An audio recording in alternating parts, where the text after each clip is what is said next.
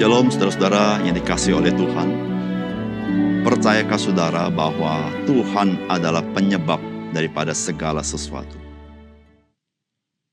Oleh karena itu saudara, kehidupan kita sangat bergantung kepada Dia. Tidak ada sesuatu yang terjadi dalam dunia ini tanpa penyebab yang utama dalam segala sesuatu. Dialah di atas segala-galanya. Dialah yang membuat segala sesuatu bereksistensi. Karena tanpa Dia, tidak ada satupun yang ada, telah menjadi ada. Termasuk kita. Salam jumpa dalam program Tuhan adalah Gembalaku. Saudara, kita hidup terbiasa dengan penuh perhitungan. Biasa perhitungan untung rugi. Pada intinya setiap orang tidak mau rugi, bukan? Atau di dalam bahasa yang lebih dalam adalah seseorang tidak mau kehilangan kontrolnya atas apa yang ia miliki. Saudara, semangat yang dibawa adalah semangat sifatnya transaksional. Semangat seperti ini menunjukkan bahwa saya tetap mengontrol segala sesuatu yang saya miliki. Saudara, semangat penuh perhitungan tidak dapat tidak kita juga terapkan dalam relasi kita dengan Tuhan. Misalnya, kita bisa berkata kepada Tuhan seperti ini. Tuhan, saya sudah melayani Engkau sungguh-sungguh. Mengapa Engkau tidak memberkati saya? Saudara, perhatikan semangat transaksional. Kedua, kita ingin mengontrol Tuhan juga, bukan? Di dalam itu semua, berkorban adalah hal yang tidak masuk akal bagi kita. Saudara, pertanyaannya adalah, apakah seorang percaya yang masih merasa ia berkorban bagi Tuhan merupakan sikap yang masuk akal? Saudara, mari kita membaca Lukas pasal 7, ayat 36 sampai 50. Seorang Farisi mengundang Yesus untuk datang makan ke rumahnya. Yesus datang ke rumah orang Farisi itu lalu duduk makan. Di kota itu ada seorang perempuan yang terkenal sebagai seorang berdosa. Ketika perempuan itu mendengar bahwa Yesus sedang makan di rumah orang Farisi itu, datanglah ia membawa sebuah buli-buli pualam berisi minyak wangi. Sambil menangis ia pergi berdiri di belakang Yesus, dekat kakinya, lalu membasahi kakinya itu dengan air matanya, dan menyekanya dengan rambutnya. Kemudian ia mencium kakinya dan meminyakinya dengan minyak wangi itu. Ketika orang Farisi mengundang Yesus melihat hal itu, ia berkata dalam hatinya, jika ia ini nabi, tentu ia tahu siapakah dan orang apakah perempuan yang menjamah ini. Tentu ia tahu bahwa perempuan itu adalah seorang berdosa. Lalu Yesus berkata kepadanya, Simon, ada yang hendak kukatakan kepadamu. Saud Simon, katakanlah guru. Ada dua orang yang berhutang kepada seorang pelepas uang. Yang seorang berhutang 500 dinar, yang lain 50 dinar. Karena mereka tidak sanggup membayar, maka ia menghapuskan hutang kedua orang itu. Siapakah di antara mereka yang akan terlebih mengasihi dia? Jawab Simon, aku kira dia yang paling banyak dihapuskan hutangnya. Kata Yesus kepadanya, betul pendapatmu itu. Dan sambil berpaling kepada perempuan itu, ia berkata kepada Simon, engkau lihat perempuan ini. Aku masuk ke rumahmu, namun engkau tidak memberikan aku air untuk membasuh kakiku. Tetapi dia membasahi kakiku dengan air mata dan menyekanya dengan rambutnya. Engkau tidak mencium aku. Tetapi sejak aku masuk, ia tiada berhenti-hentinya mencium kakiku. Engkau tidak meminyaki kepalaku dengan minyak, tapi dia meminyaki kakiku dengan minyak wangi. Sebab itu aku berkata kepadamu, dosa yang banyak itu telah diampuni, sebab ia telah banyak berbuat kasih. Tetapi orang yang sedikit dia ampuni, sedikit juga ia berbuat kasih. Lalu ia berkata kepada perempuan itu, dosamu telah diampuni. Dan mereka yang duduk makan bersama dia berpikir dalam hati mereka, siapakah ia ini, sehingga ia dapat mengampuni dosa? Tetapi Yesus berkata kepada perempuan itu, imanmu telah menyelamatkan engkau. Pergilah dengan selamat. Saudara yang dikasihi oleh Tuhan, peristiwa yang kita baca dari firman Tuhan ini adalah sebuah peristiwa yang sangat ekstrim dan tidak biasa. Karena peristiwa ini terjadi di dalam rumah seorang Farisi, di mana orang Farisi ini mengundang Yesus makan di rumahnya. Tentu, saudara, ini sebuah acara makan yang sangat prestisius. Namun peristiwa ini menjadi ekstrim dan tidak biasa karena ada seorang perempuan. Dan perempuan ini sangat terkenal sebagai orang berdosa. Dan dia masuk ke rumah orang Farisi yang sedang makan bersama Yesus. Dan saudara, peristiwa ekstrim ini juga terjadi perbuatan yang ekstrim. Yaitu perbuatan perempuan yang dikenal orang berdosa yang melampaui reputasi orang Farisi mengajak Yesus makan. Dan yang menjadi miris dalam hati kita adalah ketika orang Farisi ini melihat apa yang diperbuat oleh perempuan ini, dia tidak melihat apa yang diperbuat oleh perempuan ini, tetapi dia menghakimi perempuan ini. Karena dia merasa Yesus tidak layak menerima perempuan ini. Saudara, apakah pesan firman Tuhan bagi kita?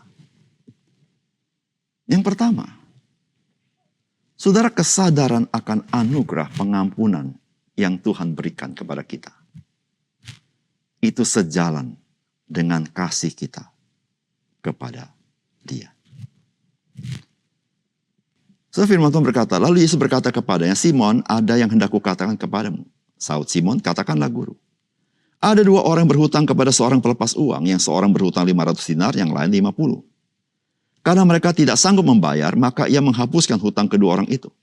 Siapakah di antara mereka yang akan terlebih mengasihi dia? Jawab Simon, aku kira dia yang paling banyak dihapus hutangnya. Kata Yesus kepadanya, betul pendapatmu.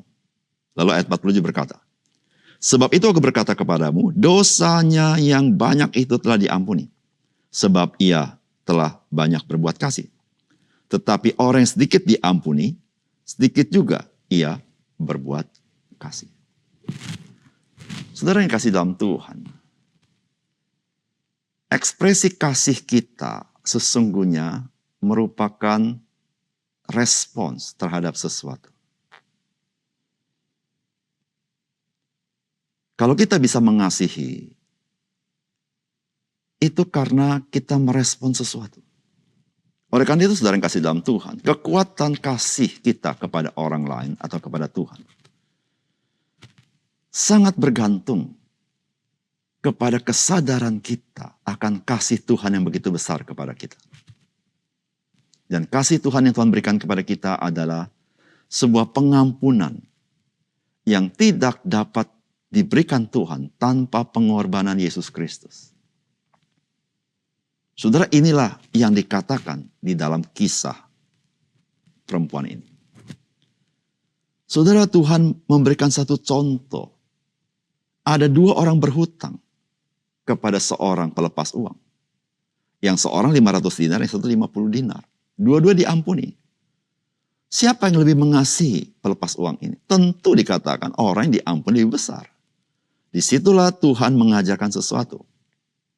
Dia berkata, aku berkata kepadamu, dosanya yang banyak itu telah diampuni. Sebab ia telah banyak berbuat kasih.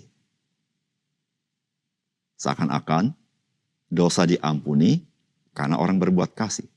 Bukan itu maksud Tuhan Yesus. Kalau kita membaca kalimat lanjutannya. Tetapi orang yang sedikit diampuni, sedikit juga ia berbuat kasih. Artinya apa? Artinya bukan karena dia berbuat kasih, maka dia diampuni dosanya. Tetapi karena dia diampuni dosanya dan dia sadar itu karena kasih Tuhan, maka dia berbuat kasih. Saudara, kesadaran akan kasih Tuhan yang begitu besar kepada kita. Maka disitulah saudara, kita mendapat kekuatan untuk mengasihi. Mengasihi Tuhan dan mengasihi orang lain. Karena manusia yang di dalam kejatuhan dosa adalah manusia dengan ciri mengasihi dirinya lebih daripada mengasihi orang lain. Lebih memikirkan kepentingannya sendiri daripada kepentingan orang lain. Saudara, untuk mengubah hal ini, maka seseorang harus dilahirkan kembali, mengalami pengampunan di dalam Kristus, mengalami kasih Tuhan. Sehingga saudara, kesadaran itu memberikan dorongan kepada dia untuk lebih mengasihi Tuhan dan lebih mengasihi orang lain. Saudara, bagaimana hidup saudara? Sudahkah saudara memiliki ekspresi kasih yang seperti ini. Yang kedua, saudara, kasih kita kepada Tuhan itu berjalan bersamaan dengan persembahan yang kita berikan kepada Tuhan. Saudara, firman Tuhan berkata, dan sambil berpaling kepada perempuan itu, ia berkata kepada Simon, engkau lihat perempuan ini, aku masuk ke rumahmu namun engkau tidak memberi aku air untuk membasuh kaki. Tetapi dia membasuh kakiku dengan air mata dan menyekanya dengan rambutnya. Engkau tidak mencium aku, tetapi sejak aku masuk, ia tiada henti-hentinya mencium kakiku. Engkau tidak meminyaki kepalaku dengan minyak, tetapi ia meminyaki kakiku dengan minyak wangi. Saudara yang kasih dalam Tuhan, kasih yang sejati tidak dapat disembunyikan di dalam hati seseorang. Seorang yang mengalami kasih Tuhan yang begitu besar, tidak dapat menyembunyikan kasihnya kepada Tuhan. Bahkan ekspresi perempuan berdosa ini, yang telah diampuni dosanya oleh Tuhan. Apa yang dia perbuat, dia merasa sebagai sebuah kasih karunia, bukan sebagai pengorbanan. Karena apa yang dia perbuat, dia bukan mencari kasih daripada Tuhan Yesus, tetapi dia sudah menerima kasih itu. Sehingga kasih Tuhan Yesus itu yang mendorong dia datang, berbuat sesuatu yang tidak umum. Bahkan dia merendahkan diri begitu rupa. Namun dia melakukannya sebagai seorang yang sudah diampuni oleh Tuhan. Oleh karena itu, saudara yang kasih dalam Tuhan, setiap orang yang sudah mengalami kasih Yesus Kristus yang begitu besar, dan dia menyadari kasih itu begitu besar, maka apa yang dia perbuat bagi Tuhan, persembahan yang dia lakukan bagi Tuhan, dia tidak memikirkan itu sebagai pengorbanan, tetapi dia memikirkan itu sebagai hak istimewa, sebagai satu kasih karunia yang Tuhan berikan kepadanya. Sehingga saudara, orang-orang seperti ini, ketika dia memberikan persembahan, termasuk persembahan hidupnya, dia hanya bisa berkata kepada Tuhan, Tuhan terima kasih, Engkau mau menerima saya. Terima kasih, Engkau mau menerima persembahan saya. Bahkan orang-orang semacam ini, rela menyerahkan hidupnya sepenuhnya kepada Tuhan. Karena dia menyadari, betapa besar kasih Tuhan, betapa besar pengorbanan Tuhan. Mati baginya, mengampuni dosanya. Saudara, berbahagialah orang-orang Kristen yang mengalami seperti ini. Berbahagialah orang-orang Kristen yang menyadari kasih Tuhan seperti ini. Karena dia akan hidup, yaitu hidup yang memuliakan Tuhan. Akan hidup di dalam hidup yang bermakna di mata Tuhan. Karena dia menyerahkan dirinya kepada Tuhan yang mengasihi dia. Saudara, mari kita menyadari akan kasih Tuhan seperti ini. Karena hanya kasih Tuhan seperti ini yang mampu mendorong hidup kita menjadi hidup yang bermakna di dalam dunia ini. Mari kita berdoa. Bapa surga, terima kasih. Kami membaca bagaimana sebuah perbuatan yang sangat-sangat tidak biasa. Namun dari sini kami belajar apa artinya kami mengalami kasih Tuhan. Yaitu kami rela menyerahkan hidup kami kepada Engkau. Karena kami sadar ya Tuhan, kasih-Mu itulah yang merenggut kami kembali menjadi milik-Mu yang berharga. Sehingga kami tidak pernah memikirkan waktu kami mempersembahkan hidup kami kepada Tuhan, atau mempersembahkan harta kami kepada Engkau, sebagai sebuah pengorbanan kepada Tuhan. Tetapi sebuah kasih karunia, hak istimewa, hak yang mulia yang Kau berikan kepada kami. Karena itulah tujuan yang sangat tertinggi di dalam kehidupan manusia. Tuhan, terima kasih untuk firman-Mu. Dalam nama Tuhan Yesus kami berdoa. Amin.